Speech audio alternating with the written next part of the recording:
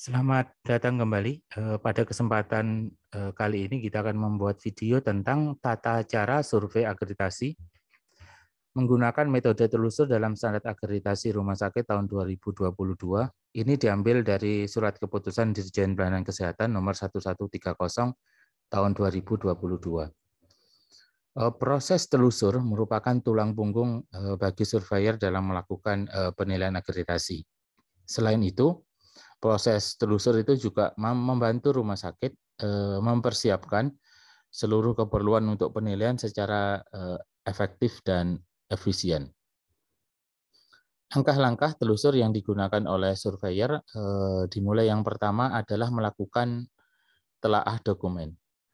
Surveyor melakukan telaah dokumen agar mendapatkan gambaran bagaimana rumah sakit telah memenuhi ketentuan dokumen akreditasi sesuai yang diminta di elemen penilaian. Kegiatan telaah ini dilakukan dalam bentuk daring melalui sistem informasi. Surveyor akan mengidentifikasi dan melakukan telaah dokumen-dokumen yang dikirimkan melalui sistem informasi.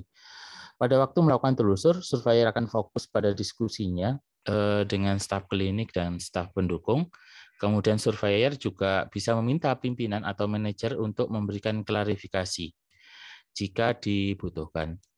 Yang kedua, surveyor akan menggunakan informasi yang ada di profil rumah sakit yang dikirimkan pada waktu mengajukan aplikasi permohonan survei akreditasi. Informasi dari survei sebelumnya, serta laporan monitoring pasca survei akreditasi pada rumah sakit yang melakukan akreditasi ulang. Kemudian yang ketiga, mengikuti kejadian yang dialami oleh pasien selama berada dalam proses pelayanan di rumah sakit. Jadi surveyor akan mengikuti proses pelayanan yang diterima oleh pasien. Yang keempat, surveyor akan berjalan mengikuti alur pelayanan pasien atau proses atau sistem yang ada di rumah sakit melalui fasilitas yang ada, termasuk wawancara dengan pelaksana pelayanan.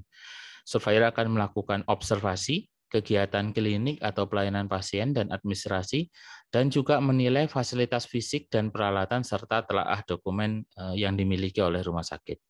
Yang kelima, surveyor akan melakukan identifikasi masalah dari satu atau lebih langkah proses pelayanan pasien atau masalah yang ada atau muncul di antara proses tersebut.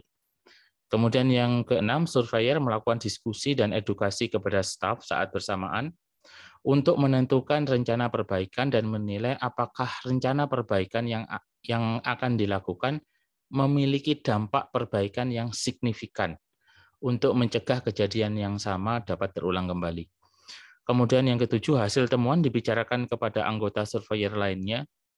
Jadi rapat surveyor selalu dilakukan pada saat survei akreditasi dan dilakukan di penginapan atau ruang pertemuan yang ditentukan oleh surveyor. Pimpinan tim survei akan menilai apakah temuan tersebut dapat dimasukkan sebagai temuan ataukah masih diperlukan adanya data tambahan untuk menunjang temuan yang didapatkan.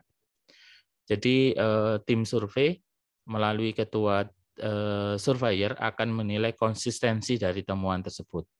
Hasil temuan dimasukkan ke dalam laporan survei sedapat mungkin didasari adanya temuan proses atau sistem yang secara konsisten ditemukan di rumah sakit oleh seluruh surveyor, bukan didasari oleh penilaian satu surveyor saja.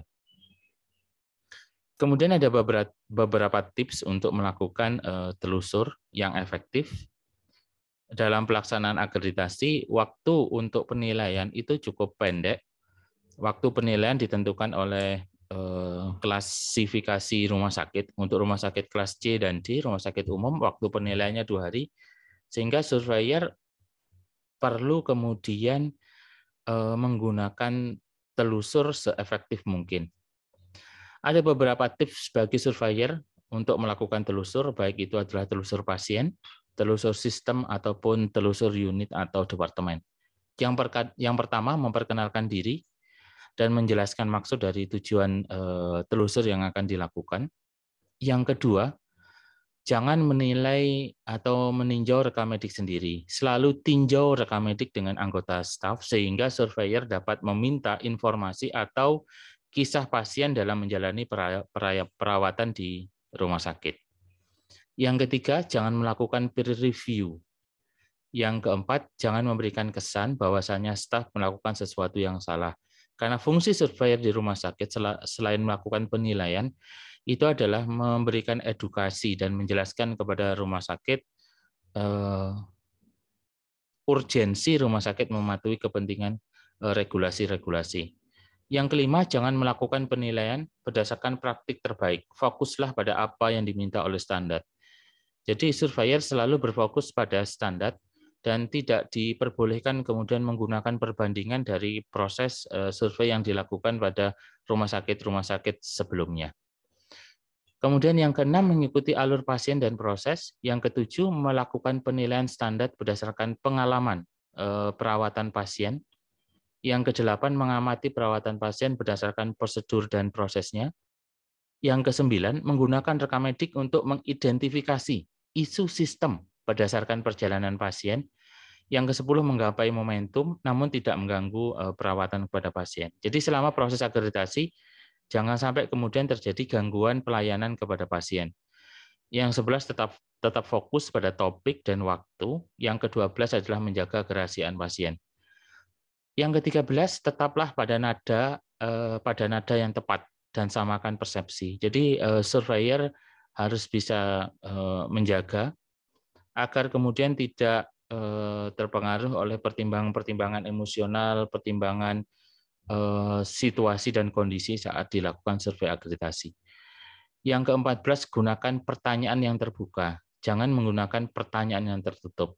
Pertanyaan yang terbuka memungkinkan untuk diskusi dan memungkinkan surveyor melakukan drilling atau menelusuri lebih dalam lagi dan mencari akar masalah dari satu problem sistem yang ada. Kemudian gunakanlah kalimat yang mudah dimengerti dan pastikan bahwa staf telah mengerti maksud pertanyaan yang diajukan, sehingga kalimat-kalimat yang digunakan itu adalah kalimat-kalimat yang kalimat-kalimat itu yang tidak memojokkan, sehingga staf itu tidak merasa tertekan, tapi staf itu merasa bahwasanya akreditasi adalah bagian dari upaya untuk memperbaiki pelayanan-pelayanan ataupun manajemen yang kurang tepat di rumah sakit. Yang ke-16, berikan apresiasi terhadap hal-hal atau praktek yang baik pada saat telusur. Yang ke-17, ucapkan terima kasih kepada seluruh staf yang hadir dan berpartisipasi pada saat telusur dilakukan. Jadi demikian tips pada saat melakukan telusur akreditasi dan pentingnya telusur bagi surveyor dan bagi rumah sakit. Terima kasih, sampai bertemu pada video selanjutnya.